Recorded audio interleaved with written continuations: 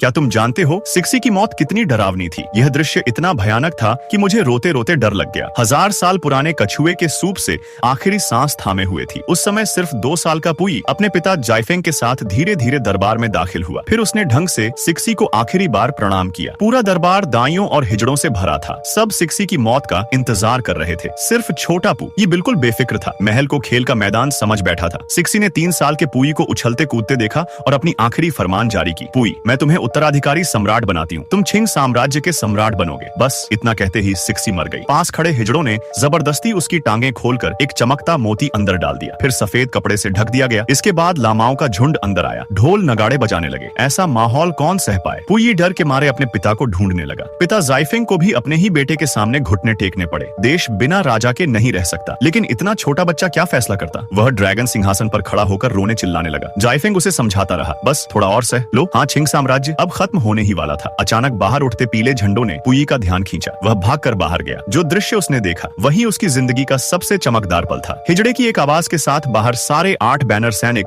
घुटनों पर बैठ गए। कहा जाता है इस एक दृश्य के लिए 2000 से ज्यादा कलाकार लगाए गए। 40 मिलियन खर्च हुआ। पुई ने हजारों लोगों को अपने सामने झुकते देखा, लेकिन उसे कोई दिलचस्पी नहीं थी। तभी एक गुओ गुओ की आवाज आई। पुई की नजर उधर गई। एक मंत्री ने डिब्बा खोला। उसमें से हरा झींगुर निकल आया। पुई को वह बहुत पसंद आया। उसे पता नहीं था कि वह खुद उस झींगुर से भी कम आजाद था। राजा बनने के बाद वह महल का सबसे कीमती झींगुर बन गया। नहाने के लिए 3 लोग, नाचने के लिए 4 लोग, खाने पीने की योजना डॉक्टर खुद बनाता। डॉक्टर ने उसके अंगों की जांच की। महल में उसका कोई दोस्त नहीं था, सिर्फ एक धाए माँ और ढेर सारे हिजड़े। 7 साल ऐसे ही गुजर गए। 7 साल बाद जब उसकी माँ महल आई, पुई दरवाजे पर इंतजार करता रहा। पहले उसने अपने भाई पूजे को देखा, लेकिन उसे कोई फर्क नहीं पड़ा। वह भाई को लांघ कर सीधे माँ के पास गया। माँ की आंखों में आंसू थे। उसे अपने अंजाम का अंदाजा था। पुई को अपने भाई से जलन होती थी, क्योंकि वह रोज अपनी माँ से मिल सकता था। उसके लिए भाई को महल में रहने दिया गया ताकि उसके पास खेलने वाला कोई हो। फिर भाई का हाथ पकड़कर दौड़ने लगा। पीछे सैकड़ों सैनिक थे। एक दिन पढ़ाई के दौरान पुई ने देखा उसका भाई उसकी सत्ता को चुनौती दे रहा है। उसने पीले कपड़े पहने थे